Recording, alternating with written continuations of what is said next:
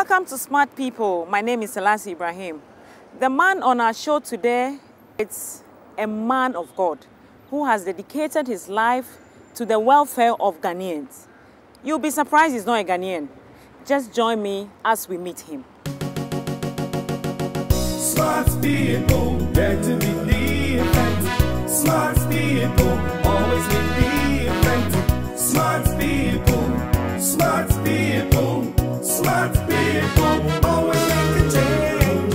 Smart people, dare to be different. Smart people, say yes they can. Smart people, know that they can. Smart people, smart people, smart people, always make a change. Smart people, dare to be different.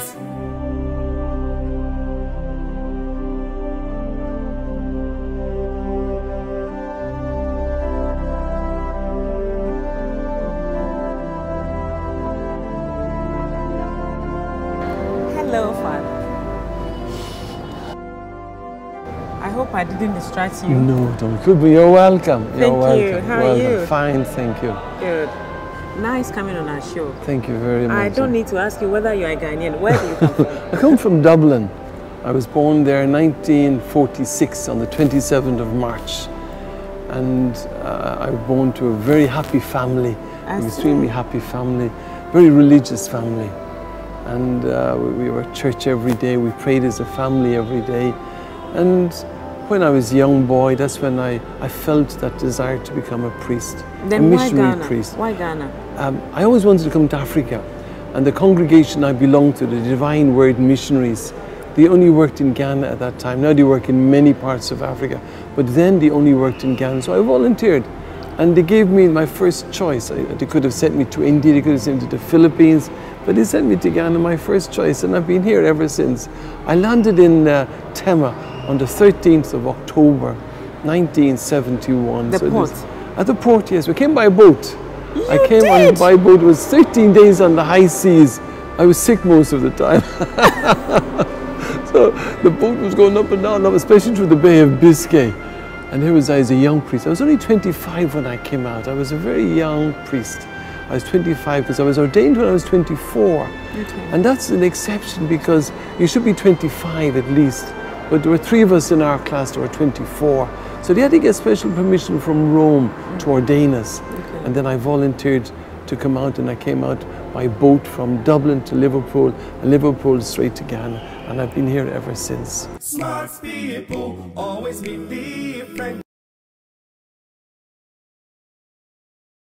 Smart people, dare to be different. So you love Ghana very much? I love it. You're more or less a Ghanaian now. You've been here 40 years. 40 years. And I used to read about Africa. When I was in the primary school, I used to read all about Africa. I used to read of the priests, the missionaries coming to Africa and going on horseback, you know, from village to village and saying mass and preaching. And I always wanted, I felt that the desire.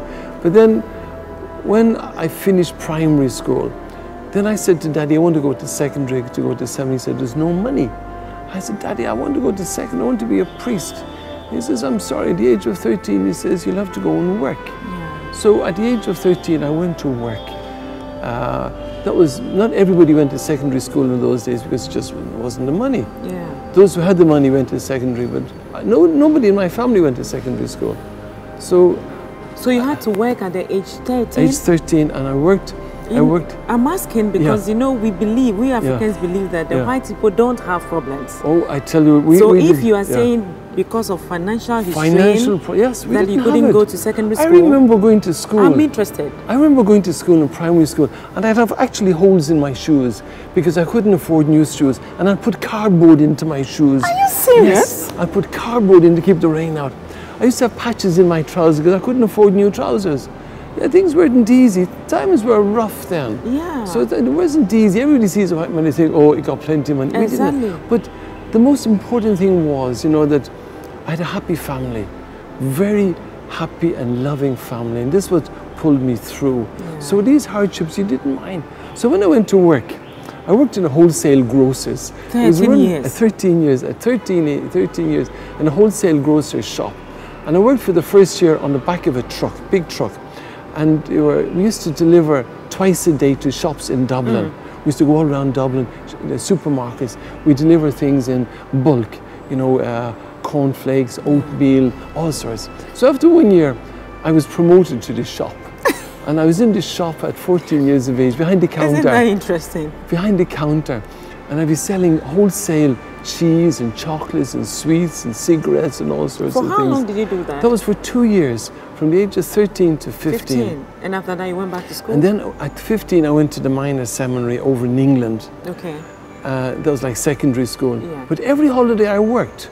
I worked in so many places. I remember when you come home at Christmas, you'd go just find any work to do so it'd help you for the next term. So I worked, I did my secondary in 3 years. Okay.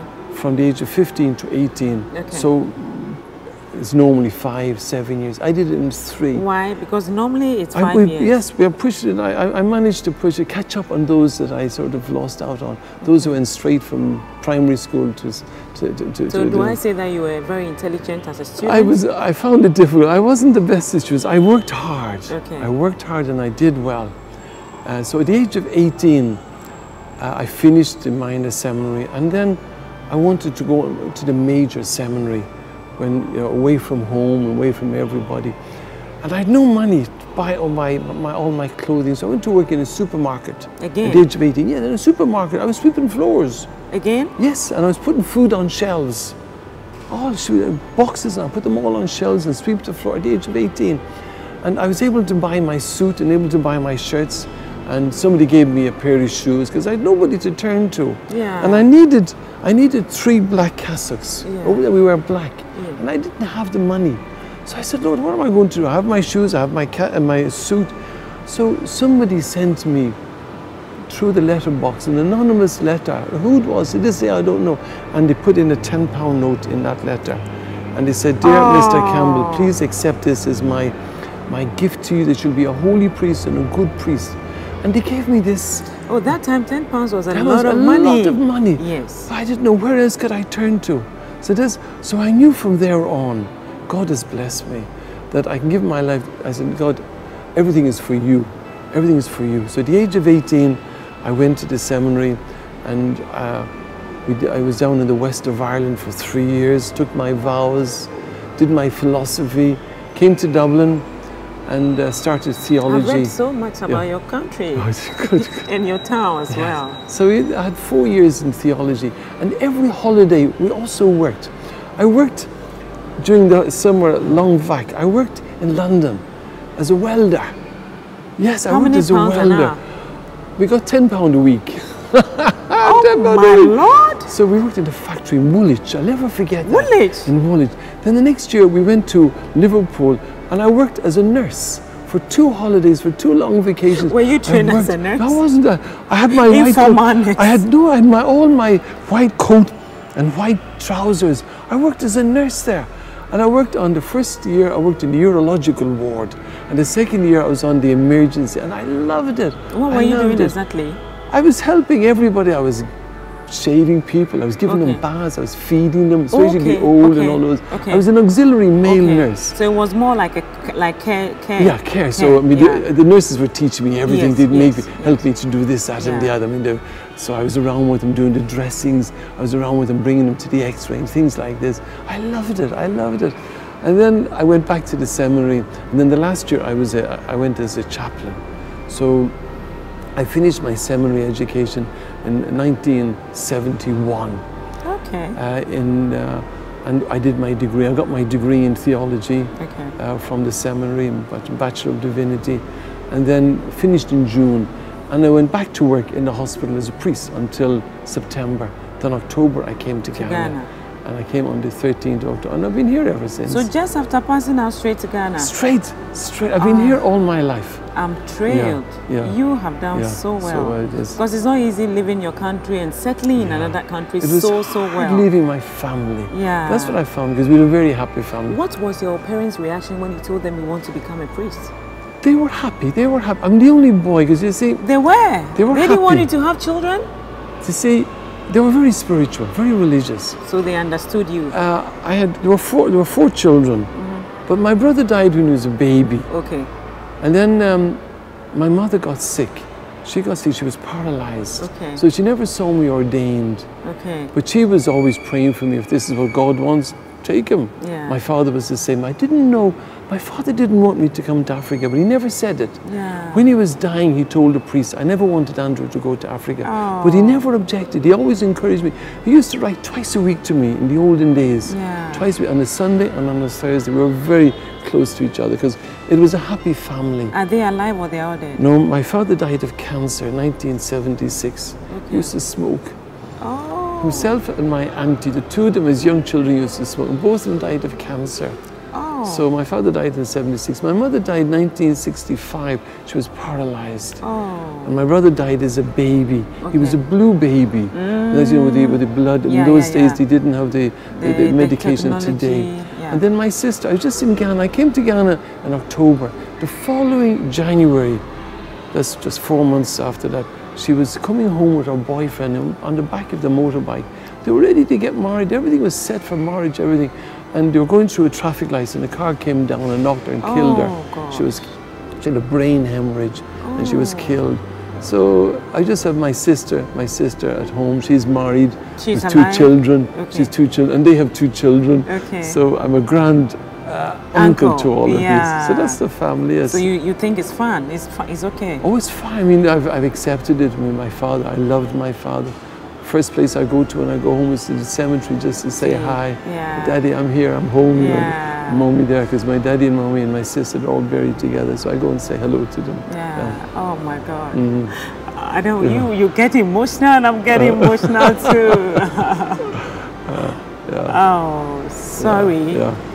Well, is that the reason why you are so much in love with the underprivileged? Why am I in love with them? You see, I think I learned from my parents. They were always giving. Yeah. My mother would share the last piece of bread with somebody who needs it. She was always sharing and giving. Her whole life was giving. Yeah. And she taught me how to give and taught me how to share. Yeah. So when I came to Ghana, I mean, this is what a priest should do, because the Catholic priest is ordained to be another Christ. Yeah. And Christ was there to help everybody, to bring dignity, to bring hope, to bring love to everybody. That's what a priest is ordained for. I'm ordained for that. That's my life as a priest, is to share God's word and help people who are in need, spiritually and materially, whatever it is. Smart people always be different. Smart people dare to be different. There's this thing I hear you keep saying, it's like your motto. Yeah, your something slogan, beautiful for God. Yes, I got that from Mother Teresa. See, I saw her once in Rome. I went to a priest retreat and I saw she was small and Who, pretty. Mother Teresa? Yes, Okay. I saw her in Rome. Do you speak any Ghanaian language? I heard you say Bibio. Pitio. You speak Ga? So she's a small, so I saw her. And I remember when I was ordained a priest in 1971, I saw a program on the television. I never saw or heard of her before. This was 71. This was on Good Friday. On Good Friday. Yeah. And after finishing all the service, you know, the Stations of the Cross and the kissing of the cross, I went and was relaxing. I was in Liverpool at the time. In Liverpool doing... in England? In England. I was just there for the Easter services. Okay. I volunteered to go and help them in St. Helens in Liverpool. And I watched the program that evening on the television. There was Mother Teresa. I never heard of her before. And she talked all about her life. And she was being interviewed by Malcolm Muggeridge. Malcolm Muggeridge was an atheist. He didn't believe in God. He was a politician and he was also a journalist. So BBC sent him over to India to do a program on her life. And he went there as an atheist. He went with the crew, BBC crew, and on the last day of shooting, they were going to the House of the Dying, and that was an old Hindu temple. It was very dark, and all the people who were dying, they were all inside there. And the TV crew came and told Malcolm Muggeridge, look, our lights are spoiled, and we've no spare. So Malcolm Muggeridge says, take it anyway, just take it. In the dark, and you know, if you take a film in the dark, it won't come on. Exactly. But they took it, and he went back to London, and the shots were perfect. So Malcolm Muggeridge said, there's something about this woman. Yeah. I'm going back. So he went back on his own, and he stayed with Mother. And he said, Mother, what what are you doing here? She says, I'm doing something beautiful for God. Oh, okay. And he stayed with her, and he was converted. He became a Catholic, and his wife became a Catholic. I see. And he died as a Catholic. He just fell in love with Mother Teresa and her work, and fell in love with the church. And so she inspires me because... So you got that from her? I got it from her. Okay, you know that not even outside in Ghana, I hear some fathers have children, some priests. They have children, but they don't own up, you know, I know it's a very sensitive one, but then it has to be addressed. Yeah. I need to know whether it's true or not. Is it possible? I'm not aware of that. I'm in the Diocese of Accra. I'm not aware of any priest. That I must say. That I'm Accra, not. no. No, I'm not aware of it in any part of in Ghana. But in Accra, I live here, so I'm not involved with other dioceses. Okay. So I don't. I mean, I cannot say that. Okay. But I can speak for my own diocese. Those whom I'm with, I haven't heard anything. No. Okay. No. Okay. Yeah. Well, it's been nice talking to you. Yeah. You promised taking us to some of your sites. Right. Yes. So can we move now? Certainly. Yes. Okay. I'd be happy to go there. Thank you.